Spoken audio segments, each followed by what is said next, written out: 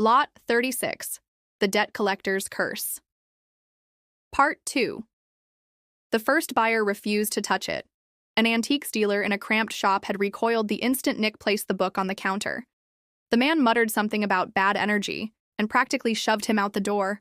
The second laughed nervously but went pale after flipping through the first few pages. "This isn't just a book," he whispered. "This is an invitation. You don't want what's on the other side of that." Nick snarled. "I don't care what it is. I care what it's worth." But no one offered money. They only offered fear. Finally, a scholar, an old man with sunken eyes and a library that smelled of dust and secrets, told him the truth. The book was a grimoire, a cornerstone in rituals that required binding, sacrifice, and blood.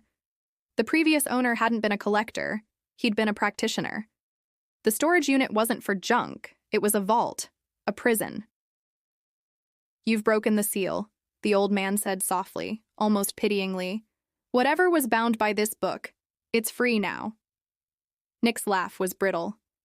He didn't believe in curses, in monsters, in anything beyond flesh and money. He walked away, clutching the book tighter than ever. But denial only goes so far. The whispers grew louder, more insistent. They didn't come from the book anymore. They came from the walls, the floorboards, the dark just beyond his vision. They told him lies or truths he didn't want to hear.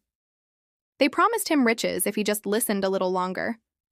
At night, he dreamed of corridors that stretched forever, doors that opened into mouths, and a shadow that followed him no matter how fast he ran. By the time he returned to Lot 36 to pick up the last of his haul, Nick was running on nerves. His eyes were bloodshot, his hands jittery, his mind frayed. But he told himself this was it. Sell the rest, ditch the book, cash out. He'd finally be free. The moment he stepped inside, the air shifted. The cold hit him like a wave, thick and unnatural. His flashlight cut a beam through dust, but the light seemed swallowed, devoured by shadows too dense to be real.